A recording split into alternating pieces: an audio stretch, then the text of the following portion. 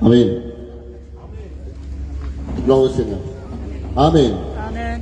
Vous savez, quand je savais que j'allais venir prêcher, je me disais, il faut que je prépare quelque chose de simple, de court, parce qu'il fait chaud. Mais là, vite, c'est dehors, je vais faire le contraire. D'accord?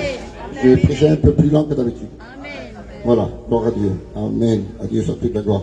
Vous savez, l'essentiel, que ce soit long, court ou pas, l'essentiel, c'est qu'à la fin de la réunion, tu puisses dire, merci Seigneur, Dieu m'a parlé. Et qu'importe le serviteur, la valeur, c'est la parole. La valeur, c'est Jésus. Et si on est là, c'est pour lui, c'est pour Jésus. On a besoin des uns des autres, mais tous on a besoin de lui. Amen. À Dieu soit toute la gloire. Donc merci à Dieu parce que Dieu permet que nous soyons ensemble et pour partager la parole de Dieu et pour louer Dieu ensemble. Béni soit le nom du Seigneur. Donc, on va essayer de voir ensemble quelque chose qui va nous faire du bien. Et je vais essayer. Non, non podemos ficar, ma quitan ni gran ruido. Estarán guardando menos toma.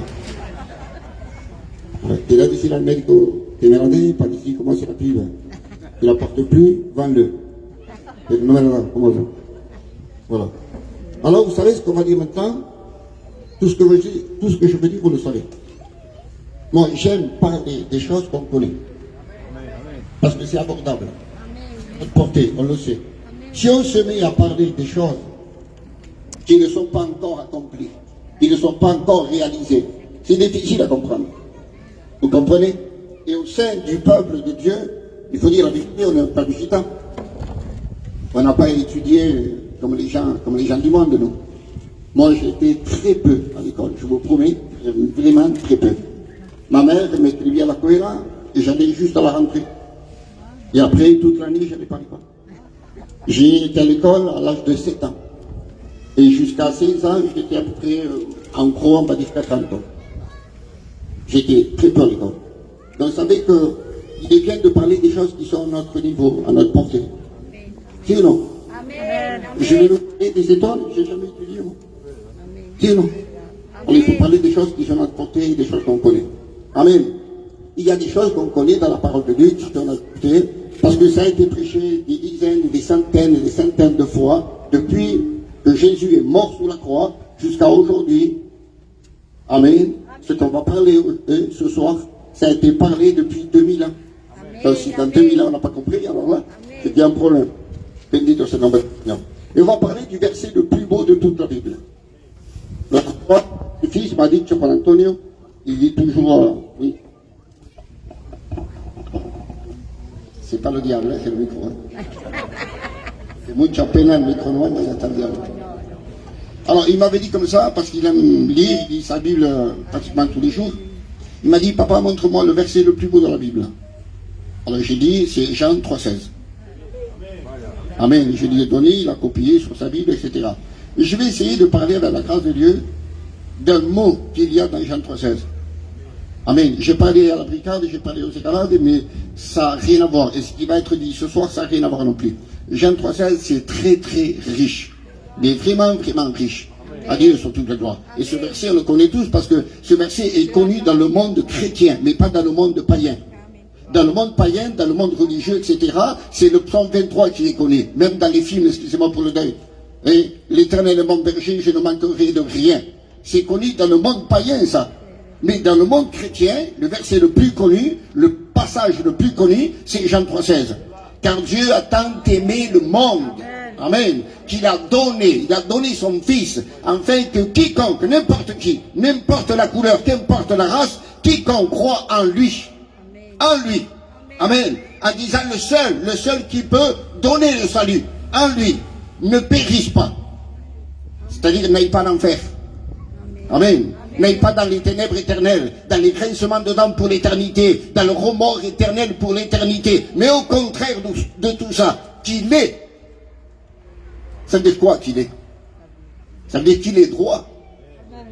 Qu'il puisse avoir droit à la vie éternelle. Quiconque croit au Fils de Dieu, le Père lui donne le droit d'avoir la vie éternelle. Il a dit au Seigneur. Et le petit mot c'est, car Dieu a donné. Dieu a donné. Bendito c'est le nom du Seigneur. Quand Jésus est né, ça c'est le premier point. Nous allons voir 4 points. Si tu as là, je m'arrête. Le premier point, Luc, chapitre 2, verset 11. Les anges vont dire aux bergers, aujourd'hui, amen, dans la ville de David, il vous est né un sauveur, qui est le Christ, le Seigneur. Je ne sais pas s'il y a un mot qui vous a touché. Écoutez bien. Il va dire, aujourd'hui, dans la ville de David, il vous est né. Il n'a pas dit il est né. Il a dit il vous est né. Amen. Afin que la prophétie s'accomplisse. Isaïe 9, verset 5. Un enfant nous a été donné. Amen. Et pour que la prophétie s'accomplisse, il fallait dire un enfant vous est né. Bien dit que c'est le nom du Seigneur. Donc on déduit que Jésus est né pour nous. Amen. Jésus existe par lui-même. Il n'a ni commencement ni fin. Il est le créateur du ciel et de la terre. Il est Dieu. Amen. Et là, il prend naissance. Il prend un commencement alors qu'il n'a pas de commencement. Il prend une naissance alors qu'il n'est jamais né. Parce qu'il n'a jamais été créé. Vous comprenez ça? Il prend naissance, c'est-à-dire il va venir vivre et dépendre du temps. Parce que lui, en tant que Dieu, il ne dépend pas du temps, il est hors du temps. Amen. Dans le ciel, le jour, la nuit n'existent pas. Les 4 saisons de l'année n'existent pas.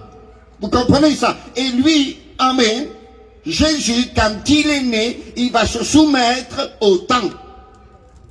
Lorsque la Bible dit, au commencement, Dieu créa les cieux et la terre. Quel est ce commencement? C'est le commencement du temps.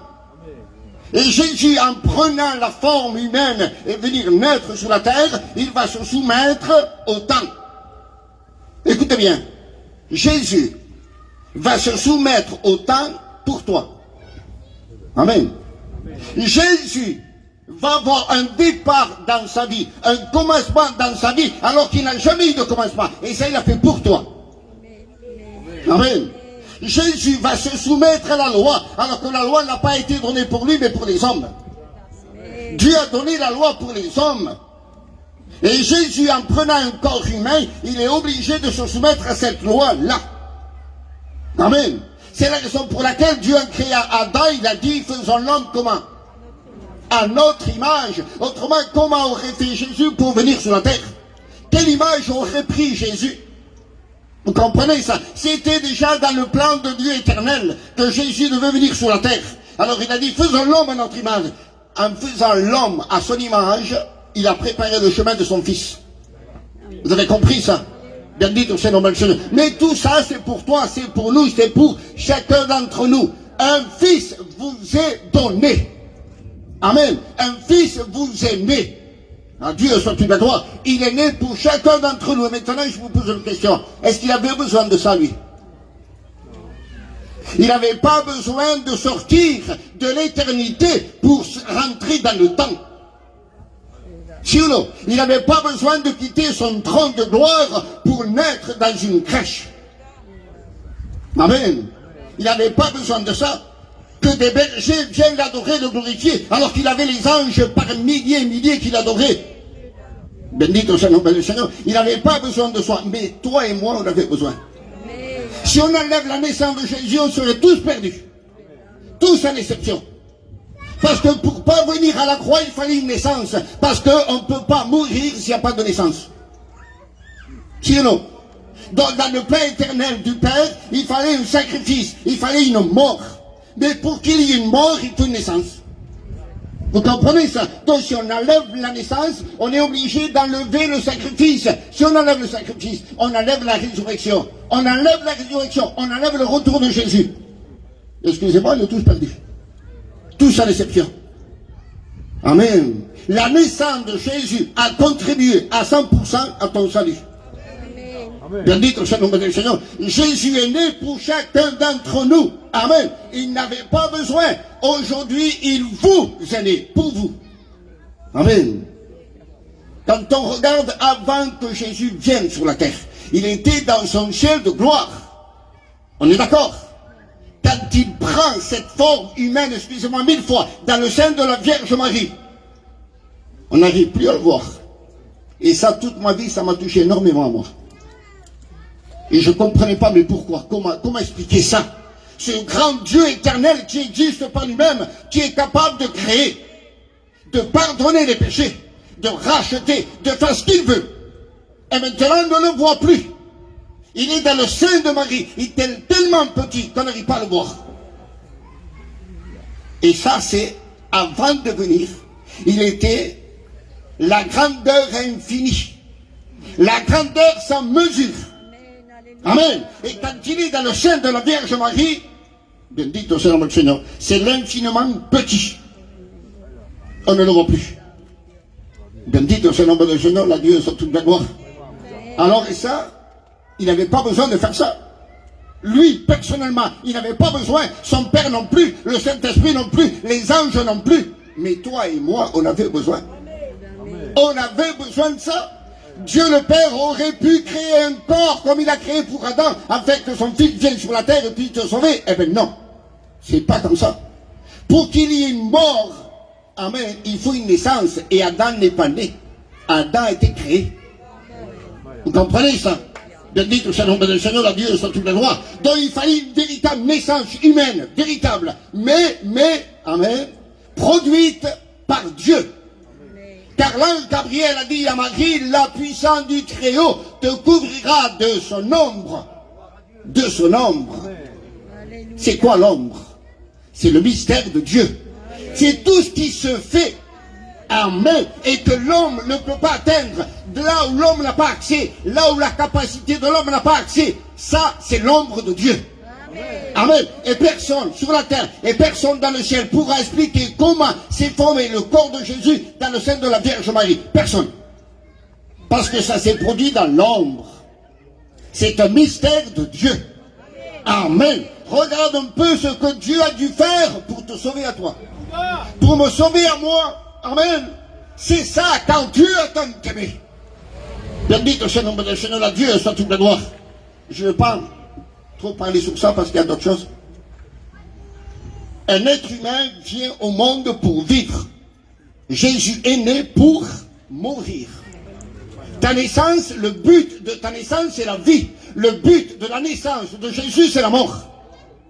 La raison de la naissance, le motif de sa naissance, le pourquoi de sa naissance, c'est la mort. Amen. Bendito soit le nom du Seigneur. Alors Jésus est né pour aller à la croix. Amen. Bendito soit le nom du Seigneur. Il est venu pour cela. Il est venu pour cela. Parce qu'il a dit, il me tarde. Amen. Il désirait naître sous la crèche, ici sur la terre, afin de grandir comme un homme simple. Pas orgueilleux et prétentieux. Un homme simple. Il n'existe pas, et jamais, homme plus simple que Jésus. Bendito soit le nom du Seigneur. Il est né pour aller à la croix, pour mourir à la croix. Et la Bible dit qu'il va s'humilier. Il va se rabaisser volontairement. Et une fois qu'il va s'humilier, alors il va obéir. Et bien des fois, excusez-moi, ne le prenez pas mal, notre obéissance n'est pas accompagnée d'humilité, donc elle n'a pas de valeur devant Dieu. Dis-nous. Amen. Il faut les deux pour être équilibré. Il va s'humilier, il va obéir jusqu'à la croix et jusqu'à la mort de la croix. C'est-à-dire que l'obéissance et l'humilité de Jésus vont aller jusqu'à l'extrême. Après l'obéissance de Jésus, personne ne peut obéir après lui. Parce qu'il ne reste même pas un millième d'obéissance. Rien. Il a obéi jusqu'à l'extrême. Voilà la raison de sa naissance. Obéir jusqu'à la mort de la croix. Bendito soit le nom du Seigneur. Nous, on est nés sur la terre pour vivre, excusez-moi, ne le prenez pas mal, dans le péché, dans les ténèbres, dans l'idolâtrie, excusez-moi, dans la corruption, dans le mensonge, dans la tromperie. Lui, il est né pour mourir à la croix, pour accomplir la volonté de son Père, pour accomplir le plan de son Père, parce que dans toute l'éternité, Dieu avait un plan éternel dans son cœur que personne ne pouvait accomplir. Personne.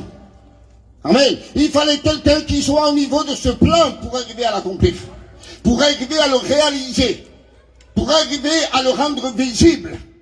Bendito soit le nom du Seigneur, car Dieu a tant aimé qu'il a donné. Et maintenant, Jésus est à la croix. Et il est à la croix pour toi. Parce que la Bible dit comme ceci. Christ est mort pour nous. Il est né pour nous et il est mort pour nous. Alléluia. Bendito sea el nombre del Señor. Amen. Amen. Christ est mort pour chacun d'entre nous. Le motif de sa mort, le motif de sa souffrance, de sa douleur, le motif du mépris des hommes, etc. Écoutez bien ce que je vais vous dire. La souffrance de Jésus, ça a été 6 heures sous la croix. La douleur, ça a été 6 heures sous la croix. Le mépris, ça a été 6 heures sous la croix. Les clous que Jésus avait dans ses mains, dans ses pieds, étaient semblables aux clous qu'avaient les 2 brigands. Peut-être que ça a été le même marteau qui a cloué les pieds de Jésus, les pieds et les mains des 2 brigands. Ce sont les mêmes soldats qui ont crucifié Jésus et les 2 brigands. Les douleurs qu'avait Jésus dans ses mains et dans ses pieds, les brigands avaient la même douleur. Et je dis ça pour vous faire comprendre ceci. La douleur, elle a été limitée. La souffrance, elle est limitée. Mais la portée de la souffrance, la raison de la souffrance, le motif de la souffrance, elle est éternelle.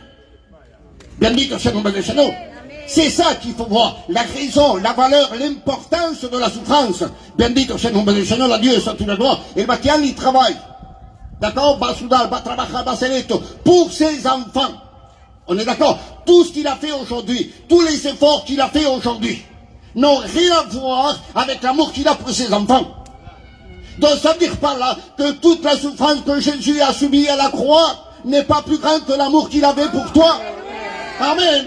Son amour est plus grand que la douleur, plus grand que les clous, plus grand que le marteau qui a cloué les clous, plus grand que le fouet, plus grand que la couronne, plus grand que la lance, plus grand que la moquerie, plus grand que le mépris. Car Dieu a tant aimé. Amen. Il est né pour nous, et il est mort pour chacun d'entre nous.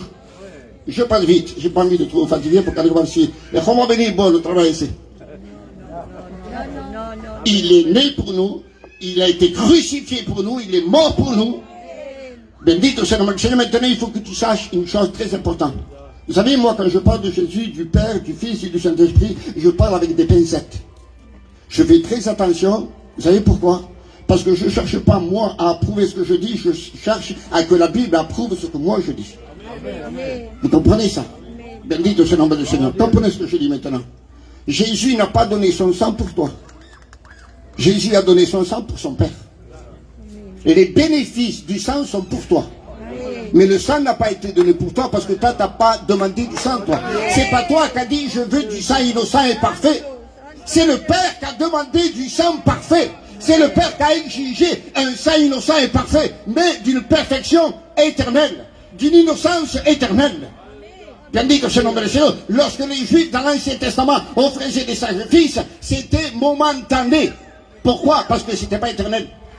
Bien dit que c'est le nom de Seigneur. Mais la Bible dit que Jésus s'est offert par un esprit éternel, dont la portée du sacrifice est éternelle. Bendit au Seigneur de Seigneur, la Dieu est sur toute la gloire. Et maintenant, une chose que tu dois savoir. Le troisième point, c'est que Jésus est né pour nous, il a été crucifié pour nous, il est mort pour nous, mais il est ressuscité pour nous. Amen. Bendit au Seigneur de Seigneur, la Dieu est sur toute la gloire. Qui a ressuscité Jésus? C'est Dieu le Père, bibliquement parlant, et le Saint-Esprit, on est d'accord. Mais quand on prend Philippiens chapitre 2, écoutez bien. Lorsque le Père a créé le soleil, la lune, les étoiles, est-ce qu'il a utilisé toute la puissance éternelle? C'est pas écrit. Quand il a créé le ciel et la terre, les animaux, les hommes et tout ce qu'on voit et tout ce qu'on touche, est-ce qu'il a utilisé toute la puissance éternelle? Non. Amen. Quand il a fait tous les miracles qu'il a fait en Israël pendant 40 ans, quand il a fait les miracles de Jésus sur la terre pendant 3 ans, il n'a jamais utilisé toute la puissance éternelle, parce que ce n'était pas nécessaire. Quand il a ressuscité Lazare, il n'a pas utilisé toute la puissance éternelle. Ni pour le fils de la veuve de Naïm, ni pour la fille de Jairus, ni pour Dorcas, ni pour Étéchus, non. Mais par contre, écoutez bien, c'est écrit une seule fois dans la Bible. Pour une seule résurrection un peu spéciale. Lorsque le Père a ressuscité Jésus d'entre les morts, la Bible dit dans Philippiens chapitre 2, Amen. Il parle d'une résurrection souveraine. Amen. Il doit ressusciter le prince de la vie, le roi des rois, le seigneur des seigneurs. Et selon Éphésiens, la Bible dit que le Père va utiliser toute la puissance éternelle afin de la découler dans son Fils et de le ressusciter d'entre les morts. Amen. Bendito ce nom du Seigneur. Alors maintenant, je vous pose la question. Pourquoi Dieu a dû utiliser toute la puissance éternelle afin de ressusciter son Fils? Pourquoi? Réfléchissez comme ça, j'ai le temps de boire. Vous allez comprendre. Il fallait. Amen. C'est trop beau ça. J'aime beaucoup parler de la croix. Amen, amen. Il fallait une grandeur de résurrection qui correspond avec la grandeur du sacrifice. Amen. Vous avez compris ça? C'est pour ça que Dieu a utilisé toute sa puissance éternelle. Parce que Jésus à la croix a donné tout son sang, tout son amour, tout son être entier. Amen. Pour offrir l'offrande que le Père avait demandé. Maintenant le Père en retour donne quelque chose qui correspond avec le sacrifice de son Fils. Et maintenant la résurrection est en équilibre avec le sacrifice. Autrement il y aurait un déséquilibre. Vous comprenez ça? Et pour que ce soit équilibré, il fallait que la puissance de la résurrection corresponde avec la puissance du sacrifice. Bendito c'est le nom du Seigneur. Christ est mort, mais Christ est ressuscité. Et la Bible dit qu'il est ressuscité d'entre les morts. Bendito c'est le nom du Seigneur, à Dieu soit toute la gloire. Il est victorieux. À Dieu soit toute la gloire. Une résurrection souveraine, parce qu'il est roi. Parce qu'il est souverain. Bendito c'est le nom du Seigneur, à Dieu soit toute la gloire. Quand vous prenez l'épître aux Philippiens, la Bible dit qu'il, écoutez bien, qui n'a pas regardé son égalité avec Dieu. C'est beau ça. Ça veut dire quoi, qui n'a pas regardé son égalité avec Dieu? Ça veut dire qu'il n'a pas regardé ses droits. Il avait le droit de dire non. Je ne meurs pas pour le baptême c'est un pécheur, il ne le mérite pas. Il avait le droit de dire non.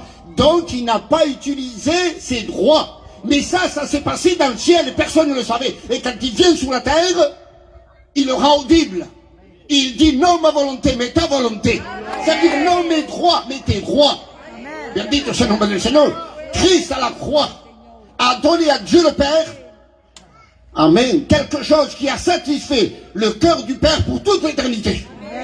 Bendito c'est le nom du Seigneur. Et maintenant le Père se voit en tant que Père, amen, de satisfaire son Fils.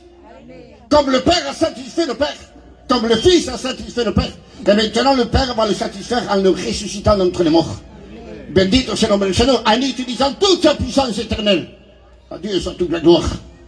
En Christ, c'est le seul cœur en qui peut contenir tout ce qui est de Dieu le Père.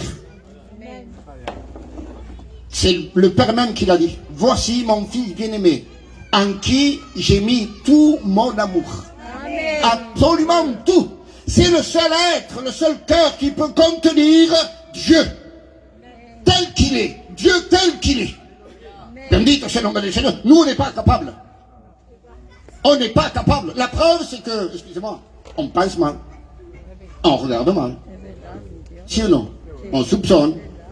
On a ci, on a ça. Ça ne rentre pas. Ça ne peut pas rentrer. Il faut un cœur comme Jésus. Et Jésus a dit, je suis humble et doux de cœur. Amen. C'est le seul cœur que le Père a vu sur la terre. Le seul capable de contenir son amour. Bendito c'est le nom du Seigneur. Et c'est la raison pour laquelle Jésus a pu manifester l'amour du Père, parce que tout l'amour du Père était en lui. Et il a manifesté à sa juste mesure. Ni plus ni moins. À sa juste mesure. Équilibrée. Bendito c'est le nom du Seigneur, à Dieu sur toute la gloire. Maintenant Christ est mort, Christ est ressuscité. Et tout cela pour chacun d'entre nous. Maintenant il reste un quatrième point. Le retour de Jésus. Apocalypse chapitre 20. Non, 22, pardon. Et la Bible dit comme ceci, verset 7, verset 12 et verset 20. Il dit, voici, je viens bientôt. Verset 12, voici, je viens bientôt. Verset 20, oui, je viens bientôt. Pourquoi Jésus répète? Allez, pourquoi Jésus répète? Parce que ce sont les derniers mots de la Bible concernant Jésus. Ce sont les derniers mots. Amen. Ahora el mané. El mané y s'en va de la maison. Il va aller travailler. Il va decir a la chuncha, son las últimas palabras. Algo tiene que entrar en la noche. Va a decir, acuda a los niños. Y algo se va. Amen. Et Jésus, ses derniers mots, c'est je viens bientôt. Et il répète, je viens bientôt. Oui, je viens. Bendito sea el nombre del Señor. Et il a dit avant ça, enseigneur, tous ceux que je vous ai prescrits. C'est écrit. Il a dit enseigneur. Il faut le rappeler. Bendito sea el Señor. Il faut le rappeler au peuple que Christ revient bientôt. Mais voilà, il faut un retour qui correspond avec la grandeur de la résurrection et la grandeur du sacrifice. Amen. Il faut que ce soit un accord. Amen. Bendito sea el nombre del Señor. C'est la raison pour laquelle Dieu n'envoie pas n'importe qui. Parce que personne n'est à la mesure de la résurrection et personne n'est à la mesure du sacrifice. Personne. Alors c'est la raison pour laquelle Paul dit, le Seigneur lui-même descendra du ciel. Le Seigneur lui-même, Jésus lui-même en personne. Parce que le seul qui est au niveau du sacrifice et au niveau de la résurrection, c'est Jésus. Il n'y a pas un autre. Bendito sea el nombre del Señor. Et Jésus, par le moyen de son retour, va accomplir un miracle, le miracle le plus grand qui a existé, à part la résurrection de Jésus. Et quel est le miracle le plus grand? Plus grand que la création, plus grand que le soleil, la lune et les étoiles, plus grand que la création de tous les animaux. C'est... Amen. Je vous le dis ou pas? La Bible dit comme ceci. Le Seigneur lui-même descendra du ciel. Et les morts en Christ, en un clin d'œil, moins d'une seconde, vont ressusciter tous ensemble. Amen. Et les vivants qui sont restés ensemble à la même seconde, on sera changé et monté au ciel dans les airs et présenté devant Jésus. Ça, c'est le miracle des miracles. Il n'y a pas un miracle plus grand que ça, à part la résurrection de Jésus. Voilà pourquoi il faut un retour, amen, qui soit en équilibre avec la résurrection de Jésus et le sacrifice de Jésus. Bendito sea el nombre del Señor. Tous les morts en Christ, combien il y en a? Il y a des milliards et des milliards. Bendito sea el nombre del Señor. Et Christ, par sa puissance éternelle, il va les ressusciter tous ensemble à la même seconde. Alléluia. Et tous les vivants qui resteront sur la terre, ils vont être changés à la même seconde. Et personne n'ira avant l'autre. Personne. Tous, les morts en Christ et les vivants, on sera changés, transformés. Et on ira tous à la rencontre du Seigneur et on se présentera à la même seconde. Il n'y aura pas de retard. Amen. Il n'y aura pas de bouchon là.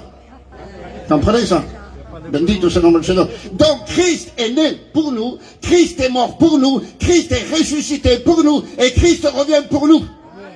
Amen. Bendito sea el nombre del Señor. Ça vaut la peine d'être en paix avec lui. D'être en paix avec lui. Ça vaut la peine. Si on valait la peine. Bendito sea el nombre del Señor. Ne te plains pas si tu souffres, tu as des problèmes, tu as des maladies, tu n'es pas le seul. Mais au contraire, fonce, va au-devant. Malgré la situation, malgré ce qu'on vit, fonce, va au-devant, ne baisse pas les bras, mais au contraire, souviens-toi, Christ est né pour toi, et spécialement pour toi. Christ est mort pour toi, Christ est ressuscité pour toi, et Christ revient bientôt. Bendito sea el nombre del Señor. Et je termine avec ce verset. Dieu va dire à Élie, le prophète est dans une caverne, et il va dire ceci. Que fais-tu ici? Amen. T'as vu ce que Jésus a fait pour toi? Il est né pour toi, il est mort pour toi, il est ressuscité pour toi, il revient pour toi. Et maintenant Dieu te dit à toi et à moi, qu'est-ce que tu fais ici? Amen. Qu'est-ce qu'on fait sur la terre? Élie, c'était le prophète d'Israël, le char d'Israël. Il était dans une caverne, il était enfermé. C'était pas sa place. On est la lumière du monde. Il ne faut pas s'enfermer dans une caverne. Si ou non? Il était le char d'Israël. Il devait être en Israël. Amen. Et chacun d'entre nous, il faut que nous soyons chacun à sa place. On est la lampe de Dieu sur la terre, la lumière de Dieu sur la terre. Un temps viendra où cette lampe va s'éteindre parce qu'elle va monter. Le ciel un jour va disparaître. Vous comprenez ça? Un jour la porte va se fermer. Que Dieu nous fasse cette grâce et que Dieu nous aide à être prêts. Aujourd'hui plus que jamais. Que fais-tu ici? Alors qu'est-ce qu'on fait? Est-ce qu'on travaille pour Dieu? Est-ce que tu sers à quelque chose dans ton église? Amen. Est-ce que tu es utile dans ton église? Est-ce que tu travailles pour Dieu dans ton église? Est-ce que tu aimes ton église? Amen. Est-ce que tu es un sujet de joie dans ton église, un sujet de bénédiction dans ton église? Est-ce que quand on parle de toi, c'est un sujet de joie ou de décimal? Si ou non? L'ange Gabriel a dit à Zacharie, cet enfant, Jean-Baptiste, sera un sujet de joie pour ta maison. Et ce même ange a dit à Marie, Jésus sera un sujet de joie pour tout le peuple. Amen. Il faut être un sujet de joie.